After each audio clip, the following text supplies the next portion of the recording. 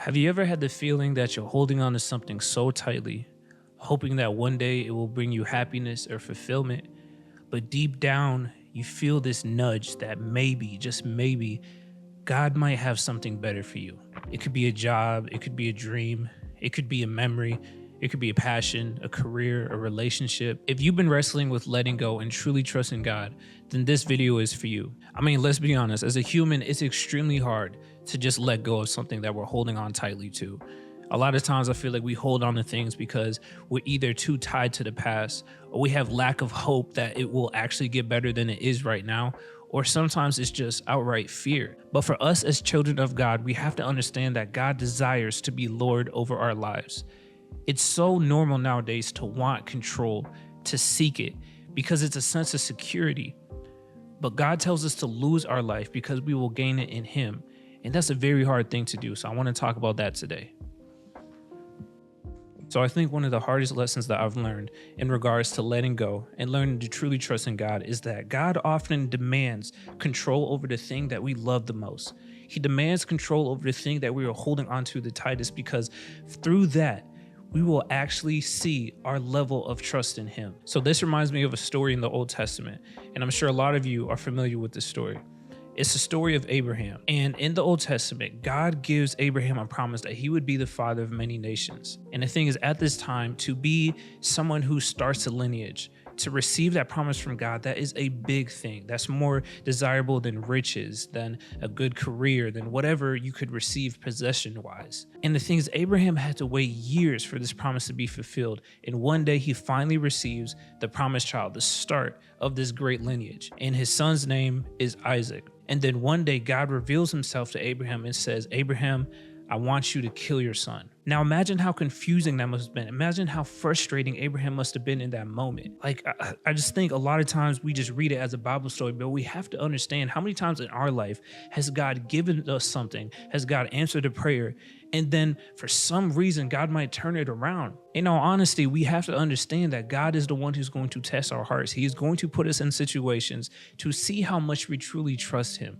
And if that's you right now, if you feel a nudge from the Holy Spirit that you need to let go, or that you need to trust Him more, or that you need to move into a different area of your life, or that it's time to actually take that step forward and stop being comfortable, I want to remind you about the ending of this story. Abraham didn't go up on the mountain and just sacrifice his son. God actually stopped the act before it happened and said to Abraham, "Now I see that you truly love me. Now I see that you wouldn't even withhold your only son, the one thing you desire the most, because you love me more." So the first thing is our trust that God has the best in mind for us, even when we don't understand it.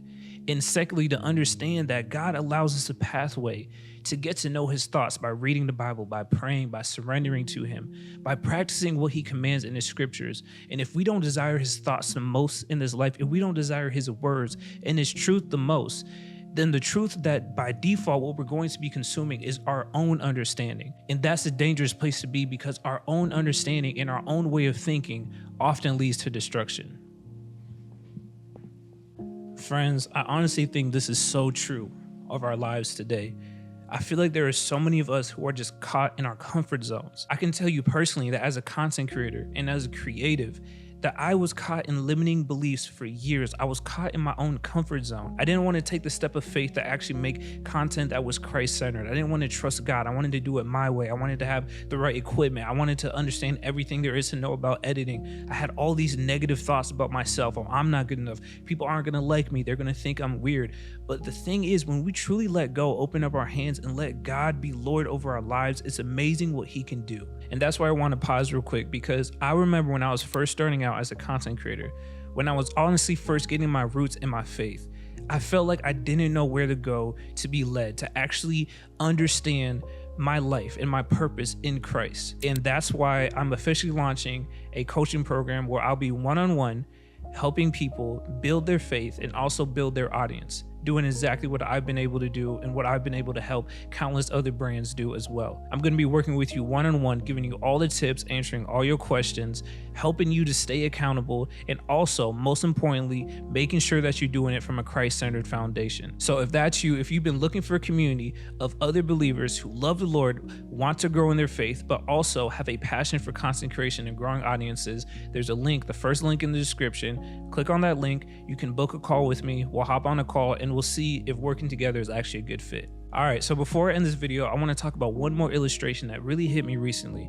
I'm actually studying through Matthew right now, and there's a story in the New Testament when the disciples are on a boat and there's a storm that comes. And basically what happens is they see a figure on the water, and in their fear, they yell out, "Oh, it's a ghost." But then Jesus reaffirms them because it was Jesus, and he says, "No, it's me." So in that illustration, firstly, when we are going through the storms of our life, sometimes because we don't have faith rooted in us, Jesus himself can look foggy. He can look like a ghost. This is why it's so important to identify everything in our life from the foundation of our faith, because sometimes we're crying out for God and he's right there, but we think he looks like a ghost. We think that it's not him because we don't have the true, clear perspective of our faith. So what happens is Peter calls out, "Jesus, if it's really you, let me walk on water."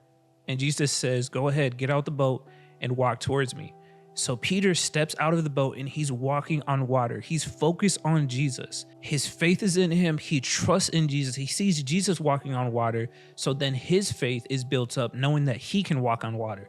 But what happens is as Peter starts to take notice of the storm and the waves and everything around him, he loses sight of Jesus. And that's immediately when he starts to sink. I think for some of us, we first need to take that step of faith out of the boat, get out of our comfort zone and step out into the storm, not because of our courage, but because of our faith and because of our confidence in what Jesus can do. Jesus is the one who can literally hold you above water in the midst of your storm. This is the type of faith, this is the type of trust that allows us to receive exceedingly abundantly above whatever we can ask or think. So as I land the plane here, I want to overview what I talked about, and I want to give you 3 practical steps to let go and to start trusting in God in that thing that can be better than what you even have right now. Number 1 is you need to pray. You need to pray specifically for God to reveal to you what it is that you're holding on to, what it is that you're grasping onto so tightly that's holding you back from being in participation with the Lord's will over your life. And number 2 is that we need to surrender to God daily.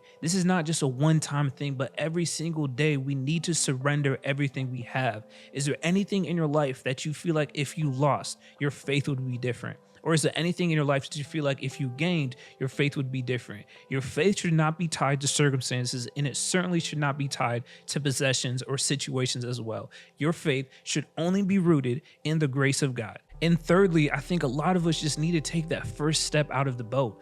Whatever it is, I know that you have an understanding of where God is calling you. You most likely have that nudge in your spirit, and for some reason you haven't taken that first step yet. If for some reason that nudge is content creation, growing the audience, or even just being in the community of other Christian leaders in the space, then there's a link literally below.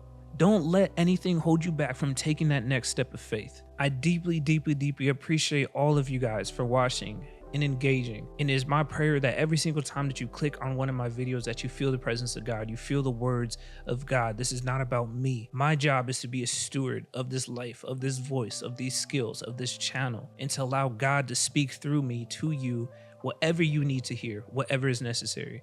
So please make sure to like, to share, to subscribe, and please make sure to use the comment section below to your benefit.